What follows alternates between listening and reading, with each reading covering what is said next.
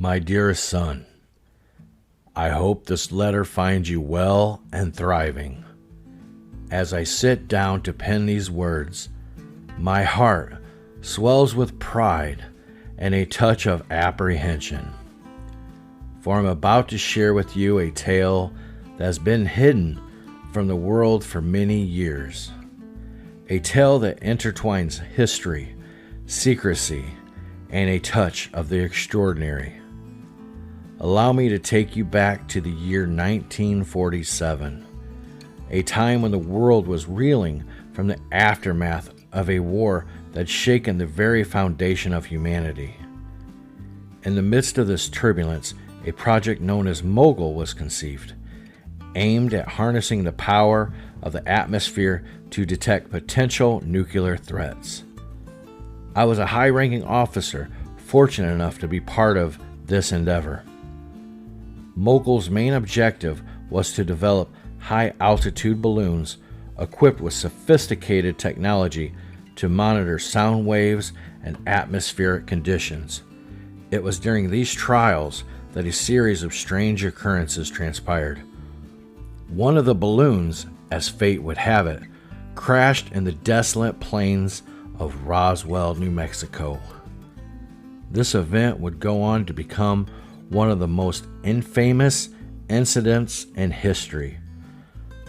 The truth, my dear, is that it was not just a weather balloon that crashed that fateful day. It was an experimental Mogul balloon carrying sensitive equipment to detect Soviet nuclear tests. The secret around this project was paramount, and when the crash occurred, a decision was made to divert attention away from its true purpose. And so a narrative involving aliens was concocted to distract the curious eyes of the public. The wreckage was labeled as a flying disc, and tales of the extraterrestrial beings emerged. It was a brilliant cover-up, one that captured the imaginations of generations to come. This diversion served its purpose well, allowing us to continue our research in relative obscurity. I share this story with you now because the weight of secrecy grows heavier with each passing day. As the years have gone by, the truth has been buried beneath layers of misinformation and half-truths. It is my hope that you will understand the complexities of that time and the decisions that were made. Remember, history is often a tapestry woven from threads of reality and myth. The story of Project Mogul and its connection to Roswell is a testament to this intricate dance between the truth and deception, between the ordinary and the extraordinary. With all my love, your father.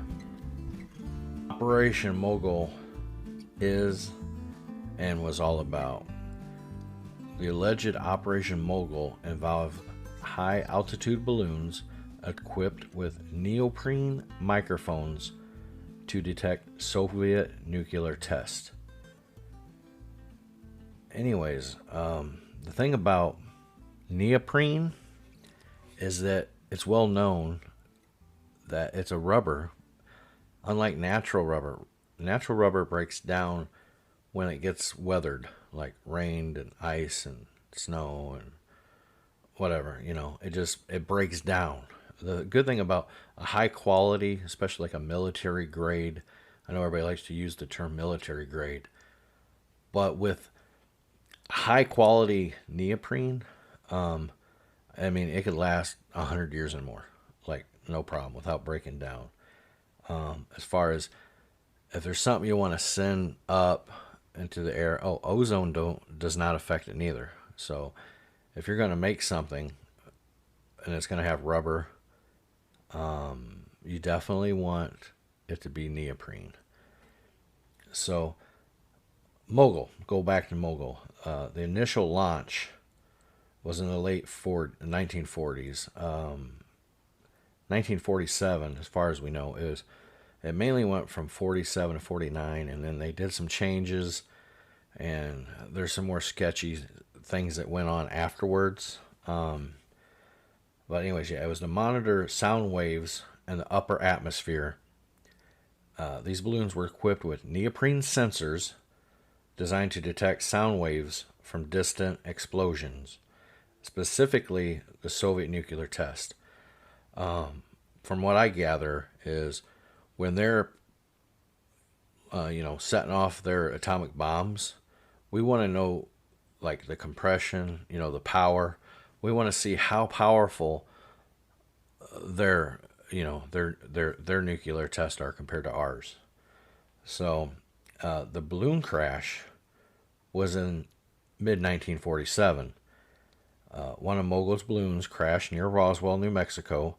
The crash scattered debris across a wide area, including metallic foil, thin plastic materials, neoprene sensors. The crash site was identified by military personnel. Now you can go and look. The Roswell, I forgot what their newspaper was called, but they put the big story there. But when the Air Force, they were the first ones to arrive on the scene. I know they were like, oh no, what do we do here? Because they knew it was Project Mogul, and they're like, we can't say it's Project Mogul, obviously, because that's a, super secret project. So they're like, yeah, it was aliens. Yeah, that's it. And then after everybody was like freaking out about the aliens, they're like, no, it was a weather balloon. And so, of course, there were people there like, we haven't seen this type of foil before. That wasn't a big deal. They said a lot of it was the father and son that found the wreckage. They actually said there was a lot of rubber and a lot of metallic foil and stuff, right? Well, they were there and they weren't saying there's bodies. Other people are like, oh, I think there was bodies. It just, everybody just blowing it up out of proportion, especially when the military's like, yeah, it was aliens, So it just, blew up. So the military initially unsure about the true nature of the wreckage, so they were there, released a statement saying they had recovered a flying disc.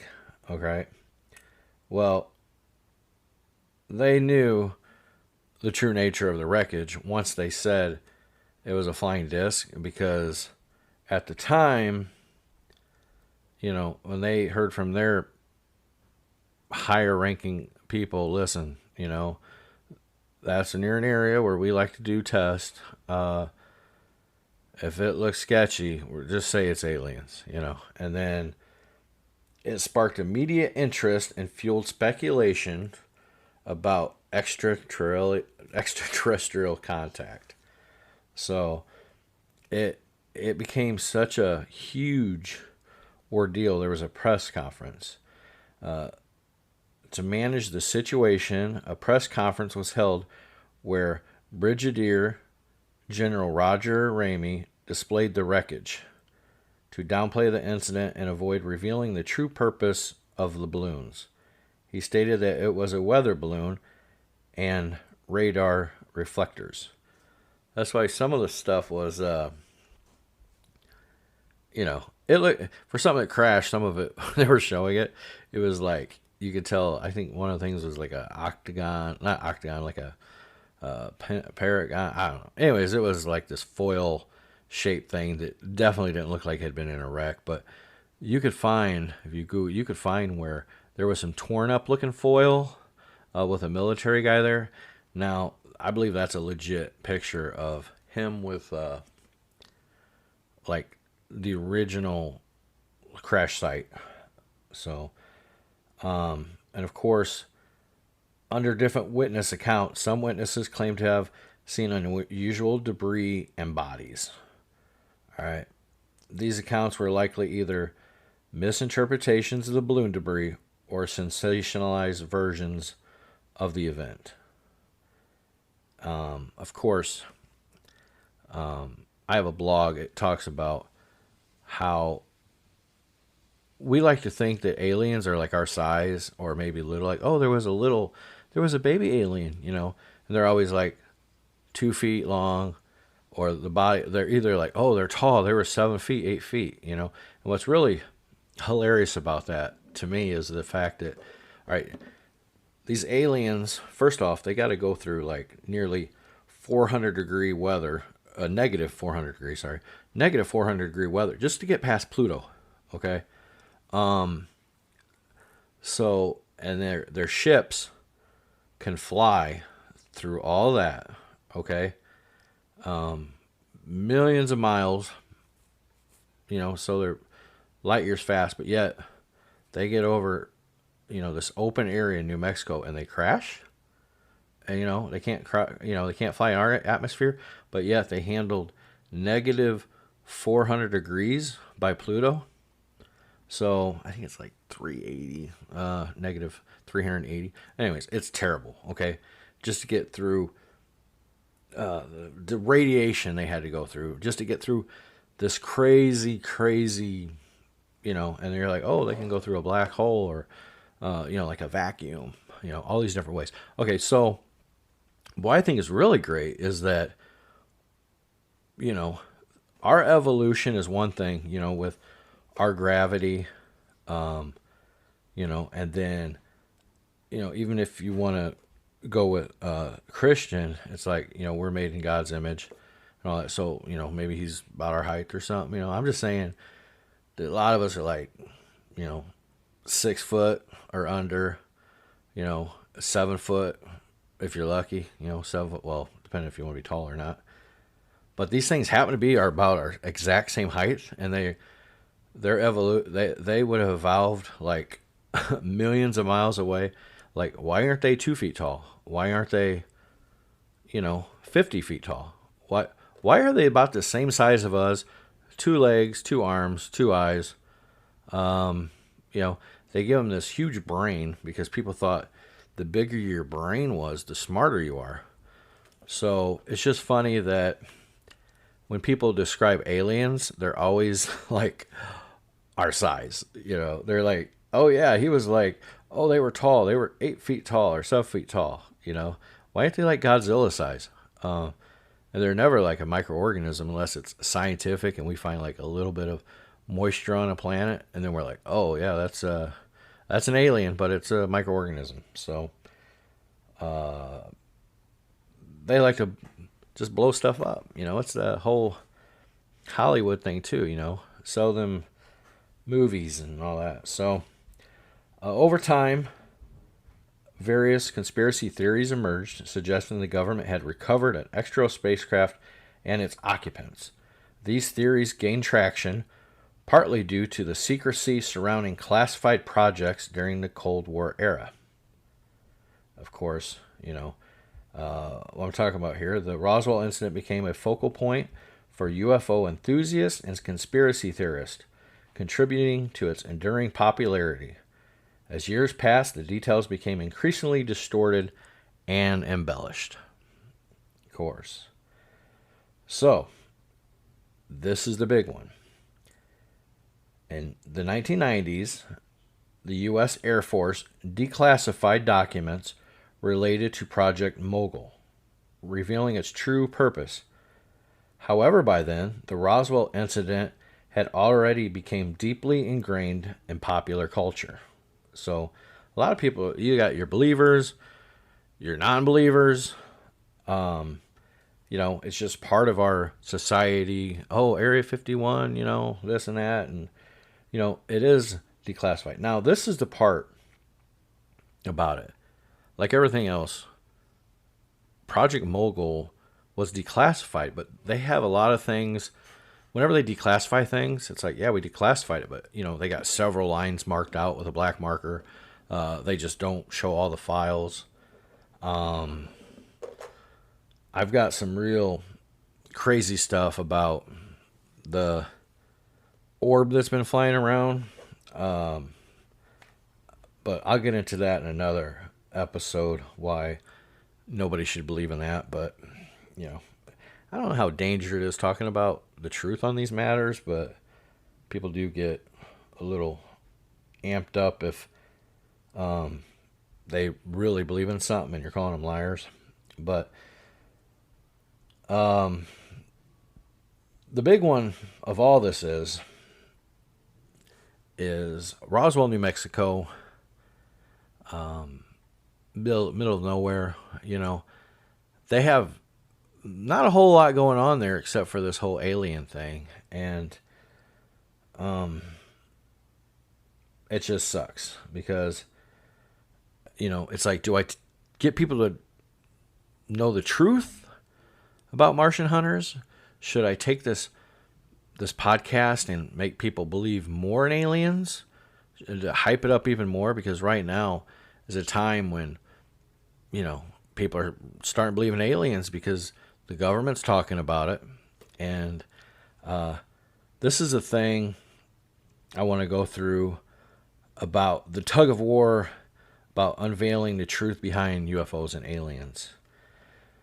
In the age of information overload and sensationalism, the topic of UFO and aliens has remained an enigma that continued to perplex and intrigue many.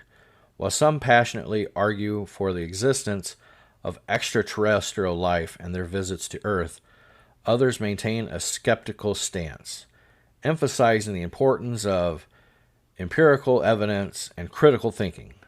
Caught between the desire to uncover the truth and fear of unraveling the economic stronghold, individuals find themselves grappling with a complex web of emotions and beliefs. And when I say economic stronghold, that's places that require some people to sort of believe or not know the truth, and they're curious, and they can actually make money, like Alienware, shirts, festivals, like Roswell has the festival. And at the same time, this is how I feel. It's the urge to prove. On one hand, the urge to prove or disprove the existence of UFOs and aliens is fueled by a genuine curiosity to understand our place in the universe. Scientific inquiry has driven by the need for evidence and validation. Yet the evidence for extraterrestrial life remains largely anecdotal and elusive. Reports of UFO sightings are often mired in uncertainty, leaving room for both authentic experiences and misinterpretations of mundane phenomena. This ambiguity can be frustrating, especially for those who seek definitive answers. And this is the tug of belief. The human desire to believe in something greater than ourselves is deeply ingrained. The idea of intelligent extraterrestrial life offers a sense of wonder, unity, and possibility. Believing in the existence of UFOs and aliens can foster a renewed appreciation for the vastness of space and our place within it. However, with the rise of misinformation in the digital age, discerning fact from fiction becomes increasingly challenging. The prevalence of fake news and conspiracy theories can easily lead to individuals down rabbit holes of false information, making it difficult to form accurate conclusions. And this is the weight of the cover-ups. The notion of government cover-ups has long fueled suspicion surrounding the existence of UFOs and aliens. Claims of withheld information and classified documents contribute to a sense of distrust towards official narratives. As technology evolves, the belief that truth is being deliberately hidden becomes more complex to navigate. While it's crucial to question authorities and seek transparency, distinguishing between genuine secrecy and baseless speculation is a fine line to walk. And this is where it bugs me the most, and it's heartbreaking to sit here and make people not believe in aliens, even though I kind of do, but I just don't think there's no proof at this point. And like I said, I've got a podcast called Martian Hunters because I really am looking for the truth. I'm not looking for the hype. And that's the thing. Sometimes you got to say, whoa, horsey, and slow down a little bit. And like, all right, we can have fun with the notion, but when our government is spending time and money, our hard-earned money, our tax money, to, with their multi-million-dollar planes, with their $2 cameras, that's the other thing. They got these multi-million-dollar planes. I'm not sure what they cost. I'm sure they're $10 million or whatever. But yet these cameras in them are like remind me of gas station cameras from like the 70s or something. They're black and white, and they see this little thing. Yeah, it's night vision, whatever, but it should still be better. It should still be better. Okay, so this is my Roswell dilemma. The Roswell incident of 1947 serves as a symbol of its complexity.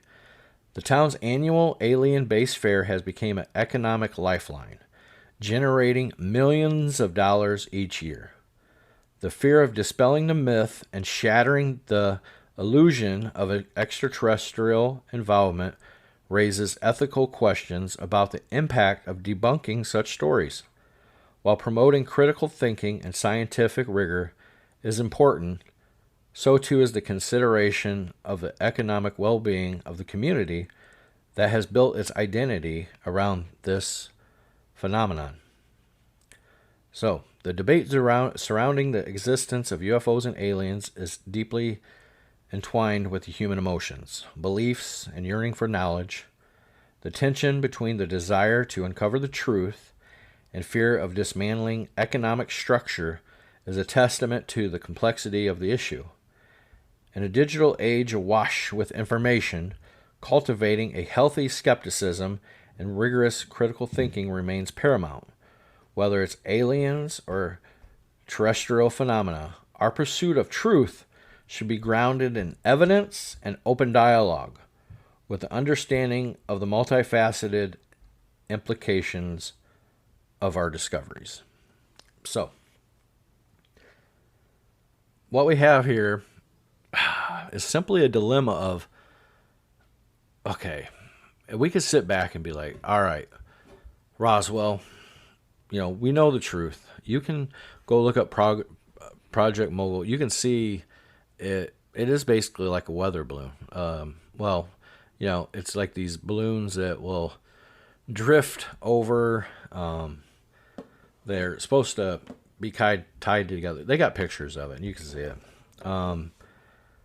But they kind of made the alien thing like a joke, and it just really took off. But it helped because, it covered up a lot of stuff they were doing in Area 51, and, that's kind of important.